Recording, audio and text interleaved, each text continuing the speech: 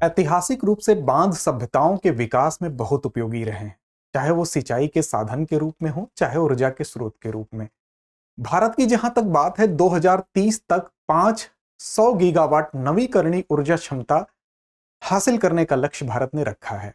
ऐसे में इस तरह की नदी घाटी परियोजनाओं की महत्ता भारत के लिहाज से भी काफी महत्वपूर्ण होती है।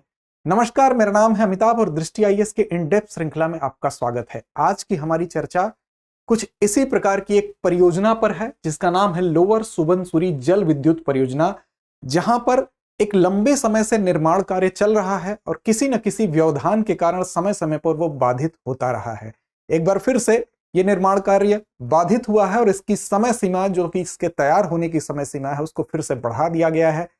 क्या है पूरा मामला, आइए देखते हैं आज की खबर क्या है। उस खबर के आलोक में सबसे पहले हम किन बिंदुओं के अंतर्गत कवर करेंगे उसको देख लेते हैं। तो खबर देखेंगे, फिर देखेंगे ये चर्चा में क्यों है, फिर देखेंगे क्या होता है डीटी, एक ऐसी शब्दावली जो हमारे इस पूरे प्रकरण के बीच में आएगी, इस पूरे प्रकरण के केंद्र में है, उसको समझेंगे। फिर देखेंगे लोअर सुबनसिरी जल विद्युत परियोजना से संबंधित कुछ तथ्य जो हमारी परीक्षा के दृष्टिकोण से उपयोगी हैं। फिर national hydraulic power corporation limited अर्थात NHPCL, इसके बारे में भी जानेंगे क्यों ये है महत्वपूर्ण। साथ ही अंत में एक अभ्यास प्रश्न की तरफ चलेंगे अपने इस पूरे मामले को समझते हुए, ये देखने के लिए कि आपने इस पूरे मामले को कितने ठीक ढंग से समझा है। तो सबसे पहले खबर की बात करें। खबर है द इंडियन एक्सप्रेस की, how ignored landslide warning led to Subansiri running dry. इसका मतलब कि कोई ऐसी वार्निंग थी जिसको इग्नोर किया गया, जिसकी वजह है सुबनसिरी जो रिवर है वो ड्राई है। सूख कैसे गई रिवर भाई? कौन सी ऐसी वार्निंग है जिसको नहीं माना गया? तो आइए देखते हैं क्या है मामला। सबसे पहले देखते हैं चर्चा में क्यों है। तो चर्चा में इसलिए है क्योंकि अरुणाचल और असम, हमारे नॉर्थ ईस्ट के दो प्रदेश हैं, इन्हीं की सीमा पर ये बांध जो है बनाया जा रहा है। ये डैम, ये पूरा प्रोजेक्ट जल विद्युत परियोजना का निर्माण काफी लंबे समय से, 2005 से ही इसकी स्वीकृति के बाद से निर्माण शुरू हुआ, लेकिन किसी न किसी कारण वो रुकता रहा। ये परियोजना बन रही थी, अब अपने अंतिम चरण में थी, 90% काम इसका हो चुका था, लेकिन 27 अक्टूबर की सुबह 11:30 बजे यहां पर भूस्खलन होता है और भूस्खलन के बाद उसका मलबा हम देखेंगे कि बांध के बाईं ओर पहाड़ का एक भाग गिरता है भूस्खलन के तहत, और मलबे के गिरने की वजह से जो जमाव होता है, उस जमाव के कारण डायवर्जन टनल अर्थात डीटी वो रुक जाता है, उसका मार्ग बाधित हो जाता है। अब ये डीटी क्या है, यहां चर्चा में आया है, उसको हम अलग से आपको बताएंगे, लेकिन फिलहाल आप इतना समझें कि ये डायवर्जन टनल जो है वो पूरी तरह से बाधित हो जाता है। एक ऐसा रास्ता है जो बाधित हो जाता है और 9.5 मीटर व्यास के 5 डीटी थे, जिसमें से 4 पहले ही बंद हो चुके थे। एक ये अंतिम था, यह भी बंद हो गया, और इसके लिए पहले से अगर हम बात करें तो CEA के द्वारा वार्निंग दी जा चुकी थी, लेकिन इसके संबंध में कहीं ना कहीं इसका जो मैनेजमेंट है वो उससे चूक होती है, और होता यह है कि नदी का बहाव, जो प्रवाह था वो रुक जाता है, बाधित होता है, पानी कलेक्ट होने लगता है एक साइड में, और दूसरी साइड में जहां से नदी को बहना होता है वो काफी प्रभावित होता है, वहां नदी का बहाव बिल्कुल ठहर जाता है। इतना कम पानी होता है कि लोग बताते हैं कि 1950 के बाद एक बार भूकंप आया था, उसके बाद यह स्थिति पहली बार ऐसी देखने को मिल रही है। वहां के ग्रामीणों से जब बात किया गया तो यह बात पता चली। साथ ही लोग नदी पर चल रहे हैं, उसके मार्ग में सूखी नदी तल पर मछलियां ऊपर आ रही हैं। इस तरह से देखें आप तो जलीय जीवन भी बुरी तरह से उस पर एक खतरा मंडरा रहा है, तो कहीं ना कहीं ये जलीय पारिस्थितिकी के लिए भी वहां पर घातक साबित हो रहा है। अब देखें तो अवरोध इसमें पहले भी बने रहे, कभी वहां का स्थानीय विरोध झेलना पड़ा, तो कभी यहां पर इसके डिजाइन में बड़े बड़े बदलाव किए गए, इसके कारण अवरोध इसमें कई बार आए। हाल में भूस्खलन की वजह से एक बार फिर से इसके पूर्ण होने की जो समय सीमा है उसको बढ़ाकर, जो जून 2023 थी, अब मार्च 2024 बताई जा रही है। लेकिन इस मामले को हम समझते हैं। सबसे पहले हम देखेंगे सुबनसिरी प्रोजेक्ट, चूंकि चर्चा में आया इस भूस्खलन की वजह से, तो हमारे परीक्षा के दृष्टिकोण से भी महत्वपूर्ण है। तो सबसे पहले इसकी भौगोलिक स्थिति पर अगर नजर डालें तो आप देखेंगे यह अरुणाचल प्रदेश में इसकी अवस्थिति है, असम अरुणाचल का बॉर्डर ही है, और ब्रह्मपुत्र नदी जो बहती है यहां पर मुख्य नदी, और इसी की एक सहायक नदी है जो आप यहां देख सकते हैं, यही है सुबनसिरी नदी और इसी नदी पर यह प्रोजेक्ट निर्माणाधीन है। इस नदी से 2.5 किलोमीटर ऊपर इस प्रोजेक्ट का निर्माण किया जा रहा है।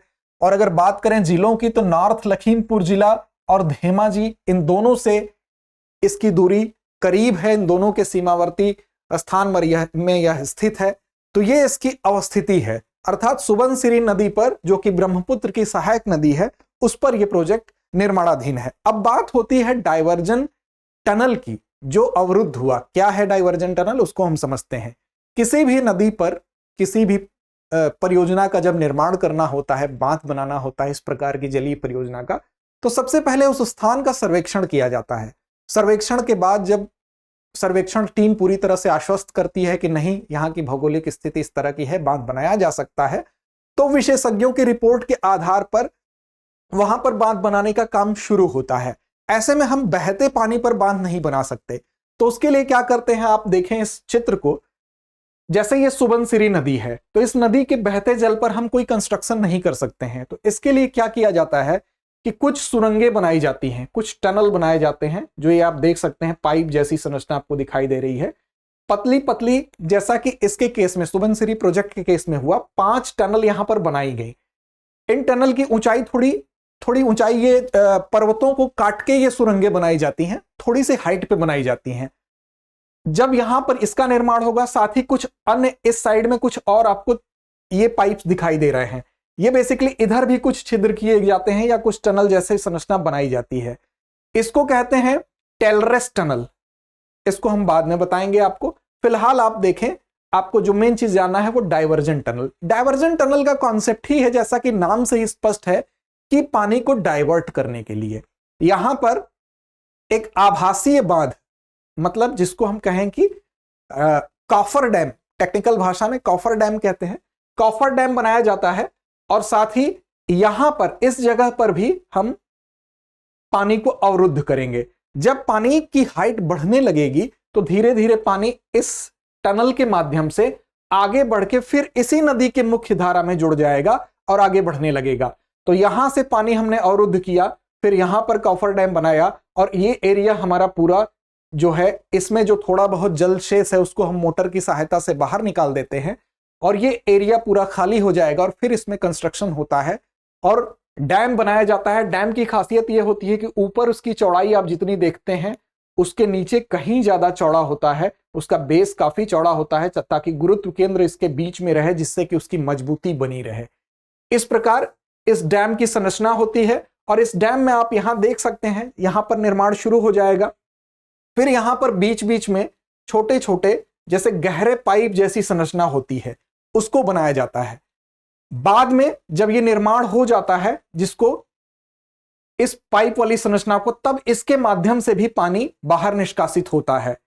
ये जो संरचना देख रहे हैं, इस टनल के माध्यम से, जिसको आप टेलरेस टनल कहते हैं, यहां से जल आता है और यहां पर टरबाइन लगा दी जाती है जहां से पानी गुजरता है।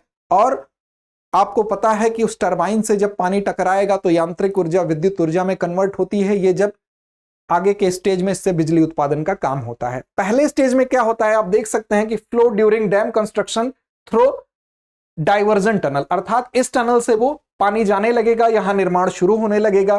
दूसरे चरण में क्या होगा कि flow through spillways after dam is complete but power house not ready.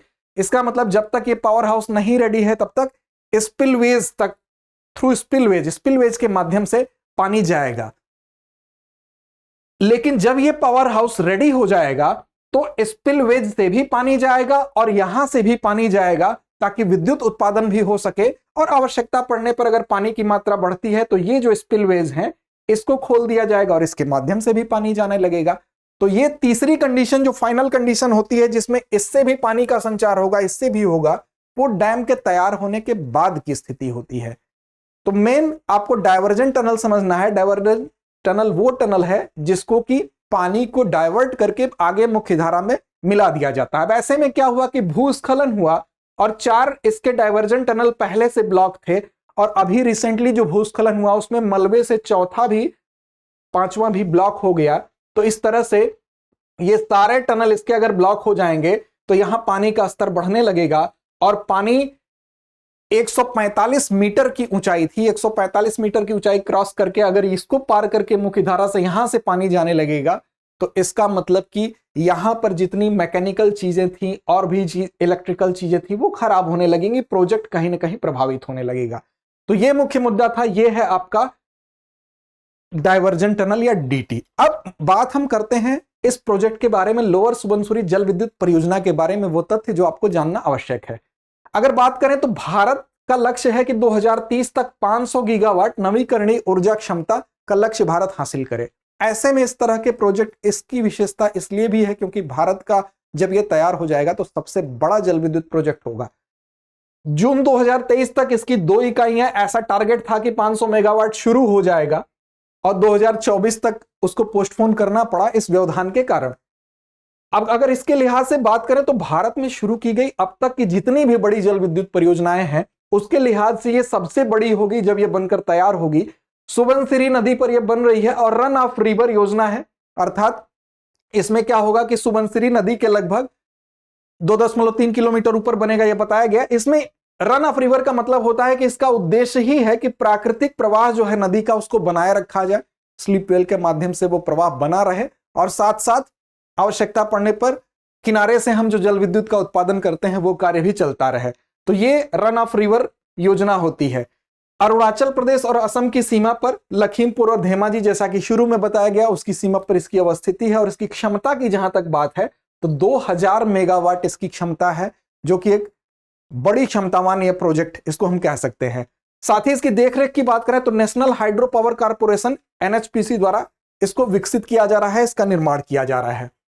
अब बात करें तो इसकी ऊंचाई की तो नदी तल से, नदी के जो स्तर है उससे 116 मीटर ऊंचा यह कंक्रीट ग्रेविटी बांध है, गुरुत्वीय बांध है। इसकी श्रेणी अगर देखें और नींव से अगर इसकी ऊंचाई देखें तो 210 मीटर है। ग्रेविटी बांध बेसिकली क्या होता है? ग्रेविटी बांध का मतलब हुआ, ये आप देख सकते हैं संरचना में, इस प्रकार हम देखें कि जो कंक्रीट और पत्थर की चिनाई से इसका निर्माण होता है, स्थायी निर्माण होता है। इसका बेस काफी चौड़ा बनाया जाता है।